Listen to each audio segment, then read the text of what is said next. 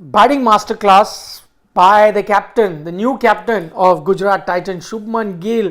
89 of just 48 deliveries, 185 strike rate, and then some lusty blows towards the end from a man who hardly gets a chance to bat in the team that he plays. But even when he does, he shines through, as Siddharth calls him. What's his name? AB Tewatia or Rahul Tewatia. I don't agree with the AB But analogy at all. AB was 360. He's very leg side. Very leg side. I know that, but still, in the game against Mumbai Indians, though, he did show his offside play also. I mean, you remember that. But AB Tewatia and Punjab Kings, what a story. It's a match made in heaven. I think he's made it a career at this point. No, for him, match made in heaven, not for Punjab. For Punjab Kings, match made in hell. Yeah, for Punjab Kings, was looking at him and like, oh no, you again. You again. Sheldon Cottrell. 53 of 31, 31 runs, that 5 sixes that he hit in Sharjah. Odin Smith. Impossible 12 runs of 2 balls. Did it. Sam Curran, 1 run. 4 balls were needed. 1 run, 4 runs.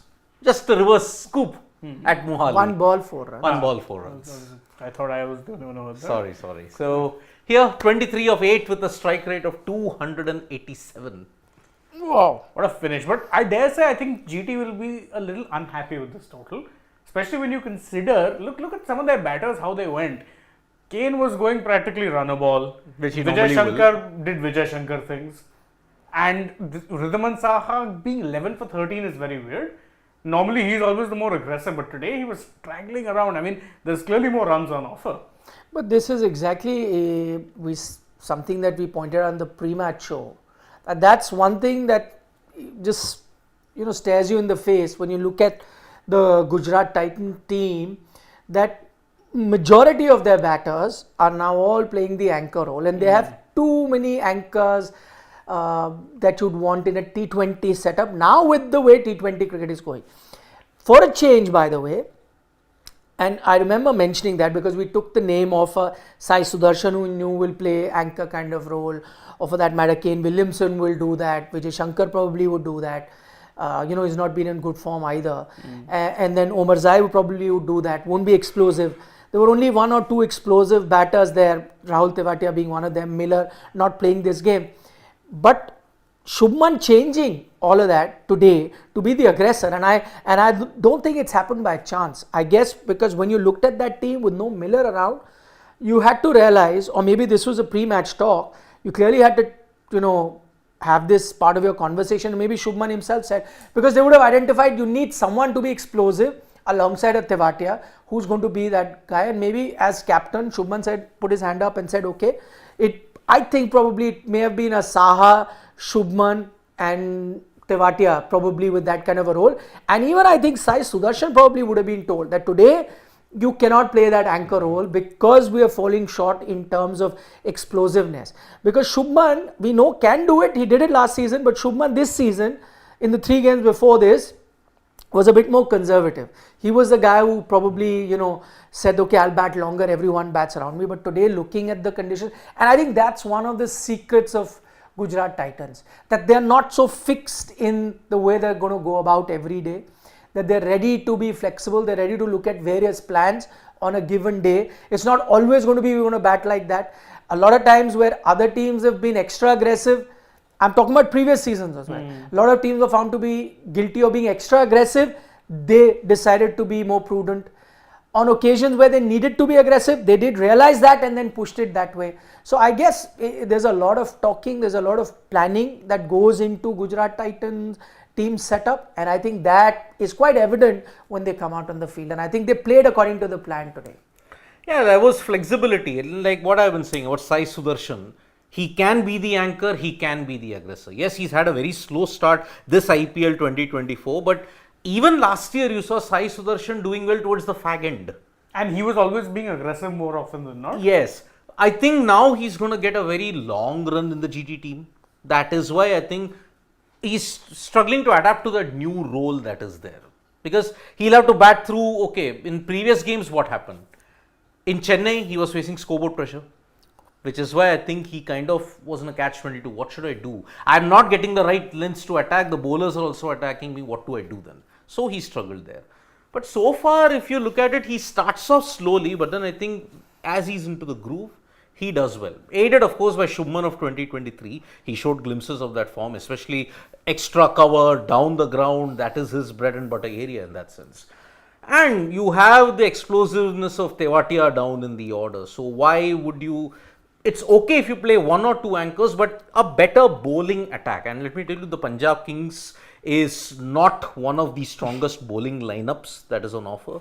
A better bowling lineup, say like a LSG or like a Kolkata Knight Riders or But CSK. we're saying it now with the emergence of a few bowlers. For example, Mayank has emerged, so looks quite threatening. So but initially when you started, didn't look that threatening. Like if I was going to look at a Punjab bowling lineup with a Kagis or Rabada, and Arshdeep, whatever said, and still an international level bowler.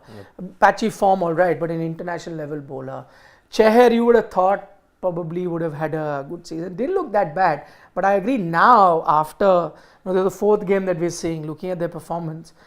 Actually, I was going to say that bowling's not looking great, but same can be said about their batting too. So I don't know. I mean, look at it. You got Bairstow. You got a Bairstow on a prayer. He's not been in good form at all for the past 3-4 months, if I'm not mistaken. Yeah, he had one good innings last time around, but that's the extent of it. And Dhawan's last major peak, if you may have to look at it, was the game against Rajasthan Royals in 2023 Barsapara.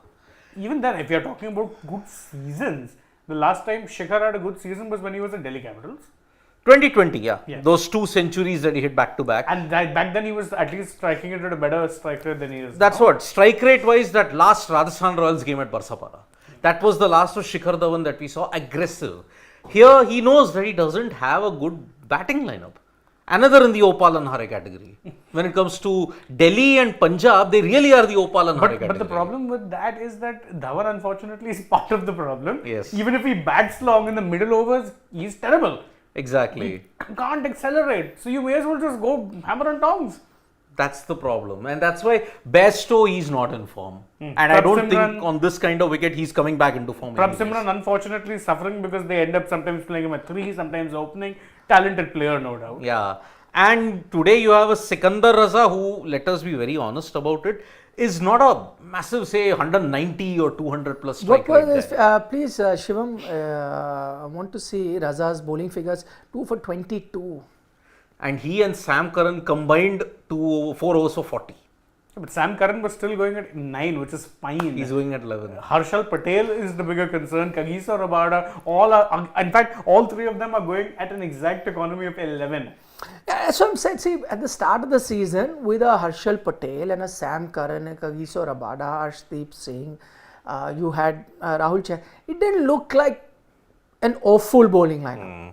I mean, not the best, clearly, of course. There's a reason we picked them to finish bottom of the table, I agree. But it didn't look as bad as it's now been made to look. I think Rabada's form was an issue in the T20. Yes. He's carried on that poor form, though showed glimpses in a game or two before this. And we thought that it's the return of, I think the first game with Delhi Capitals. Yeah, it was pretty good. And you thought that, he's making a comeback. But see, again, for a team like Punjab, which don't have too many strength, that a Kagiso Rabada can be counted as a strength, and so that's why he needs to step up. Yep. The only way they're going to be winning games if Kagiso Rabada bowls like the tag that he had not too long ago of being the best bowler in the world. 2020 in IPL. So he'd have to bowl like that. Yep. For them to salvage something out of a few games this season. I don't think anyone's expecting them, even the staunchest supporters expecting them to qualify. But even to have few good days in the IPL, I think someone like a Rabada really needs to step up. Some of their batters you thought needed to step up. One of them has been dropped anyway in a Livingston. But those guys in a Bairstow, a Livingston, a Dhawan with a Shubman Gill kind of knock, you needed all that. Not happening. This batting lineup is very good if you're chasing about 150, 155. That is the only way it is possible. Because you remember that slow pitch that was there at Lucknow when Punjab Kings did chase on Sikandar Raza hit a 50. But what was the total there? 155, 160. 175, okay, you're pushing it. But 180, 200. How many times have Punjab crossed 190 in this IPL? I mean, they struggled, they faltered badly whilst chasing against LSG because they couldn't accelerate in the middle overs. Yes. Even if you put aside Mayank, there were other bowlers they could have targeted, but they didn't. They didn't. 10 overs, you have 102. They need something similar here, but will they be able to sustain that? A Bairstow is not in form, and that is what is hurting the batting even more, because somewhere down the line, Bairstow can give you those aggressive starts. He can't do that anymore. No, also the problem is that first two games of the IPL which they played, he was batting one drop, didn't suit him. You sent him up to open, he got a good knock, but then Simran is struggling. It's the same Mayank Agarwal, Chris Gayle, KL Rahul conundrum all over again. You have three openers and one of them is inevitably going to suffer because they have to go down to one drop. Okay, and you make an Indian suffer. That's Simran for you in that case. No, actually, I remember a lot of times when Gayle would come one drop. Yeah, and you see, did Gayle live up to the expectations? Of course he couldn't not. One, I think he hit a 99 if I'm not mistaken in one game versus, I think it was RCB if I'm not mistaken. Then if you look at it, he did have one or two good knocks at number 3, but then he was not the same Chris Gayle that he was after leaving RCB. So And again, if you wanted him to be that, you needed to play him in his best position, in the one position where he got all his runs. and You're not doing it. KL Rahul and Mayank Agarwal. Shivam. Yeah. So it really speaks volumes about how muddled this Punjab Kings lineup is at this point in time. And I see, I don't really have that much faith in even the Gujarat bowling. There are obvious, couple of weaklings there as well. But I think 200 runs, and given the fact you've got a Rashid Noor in the middle overs, I think they're going to win. That is why the Rashid Noor combination is the main reason why this GT bowling lineup, those cracks can be papered over. Also, Mohit Sharma. Yes, he's going to be impact sub. Okay, Sarthak Arya says for World Cup, Gill, Jaiswal, Sky, Pant, Pandya. Rinku, Aksar, Kuldeep, Mayank, Khalil, Bumrah. Mayank and Khalil. So he's not included a Siraj. Rohit. Yeah. Virat. He's not included Rohit Virat. Sarthak. But as I said, public memory is very, very There's no short. Jadeja also. Public memory is very, very short. And yeah, honestly, See, based on 4 games of IPL, 5 games of IPL, you can't completely change the team. So your team is going to be pretty much the team that played the Afghanistan T20 series, Correct. barring a change or two here and there. Yeah. Though I would love to talk about Gill and his participation or non-participation in the T20 World Cup. It's all up in smoke at the moment. There's no definite answer, but that's a good debate to have, which we will do at post-match show that we do where we have a lot of time. Yeah. That's one debate that we will definitely look forward to having. For the moment, we'll take a few more questions. Asaduzaman, who took VS catch, he should be fired. VS being Vijay Vijay Shankar Shankar. it was working well for Punjab Kings, and that's why I've been saying, why not get a Mohammad Shah Rukh Khan in place of Vijay Shankar? If Shankar continues playing the way he's playing, then wouldn't be much worse an option to go with. That's what I've been saying. As I have said, Vijay Shankar 2023 had very few chances, and he only But at least shown he through capitalized. Couple of two, three good 50s he got. There were some aggressive knocks, so I have no problem here. But if you know that he's not performing, you've got an Abhinav Manohar on the bench, a Mohammad Shah Rukh Khan on the bench. There is a lot of talent warming the bench. Yeah. And if he's not bowling, what's the use then? And his bowling is... Although it did help them win 2-3 games in international cricket. No, international fine, but last year he didn't bowl for GT either. He was only a batter. Yeah. So I don't think they had much faith in his bowling to begin with. Okay, Ugresh Jha says, bizarre how in this world can Vijay Shankar be ahead of Tewatia? PBK's biggest fault was to take this catch. Many comments on similar lines. But, to be fair, Vijay Shankar did have a good IPL season Last year. Exactly. He did. So, on the basis of that, yes, he's not having a great time right now. And unfortunately, Vijay Shankar's kismat is like that only. One good knock, it was overshadowed by Rinku Singh 5-6s.